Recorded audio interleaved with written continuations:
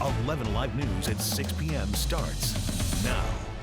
Good evening, I'm Joe Henke. First on 11 Alive, this is now the second weekend in under a month where a shooting in the city of Atlanta led to teenagers being killed. Last night in the Greenbrier neighborhood, 5 children ranging in ages from 11 to 16 were shot. 2 of the kids, a 14-year-old and a 16-year-old, were killed, and we have just learned their names within the past hour. 11 Alive's Don White was on the scene last night at the retreat at Greenbrier Apartments along Continental Colony Parkway. She joins us now, and Don, we're starting to hear from the family of at least one of the boys.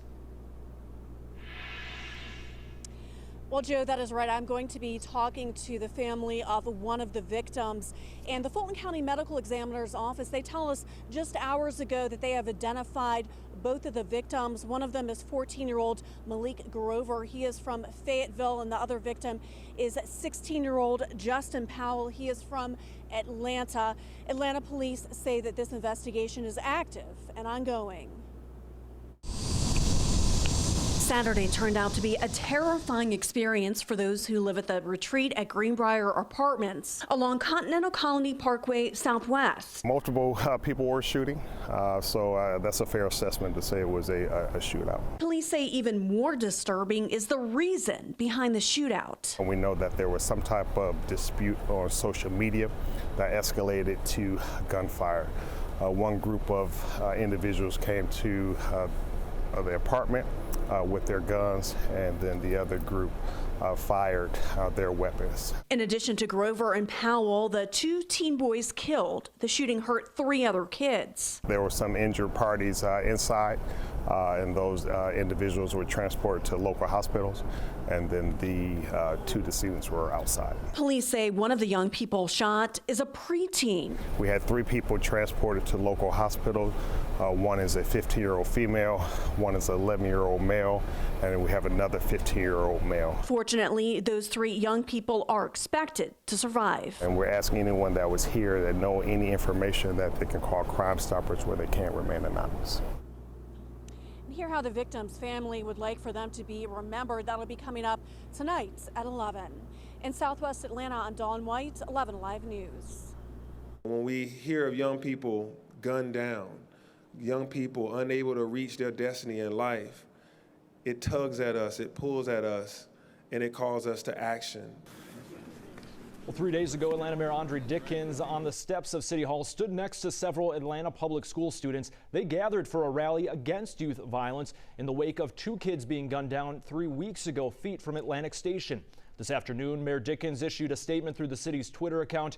He wrote his heart is broken for the families of the victims and that, quote, I have anger in my soul. Dickens also touched on that at Thursday night's rally, saying, quote, it's time to end this epidemic of gun violence that is taking our young people's lives. We have Mayor Dickens' full statement right now on 11alive.com. With each shooting involving teens in Atlanta, the calls for solutions not only continue but intensify. 11 Alive's Karis Belger talked with community members about the issue. But these children are shooting guns at each other, and that's the saddest thing. Gwen Smith says she was saddened to hear about the shooting near her complex that left 2 teens dead and 3 more children in the hospital. And I pray that our children will take heed and find better solutions when they get upset.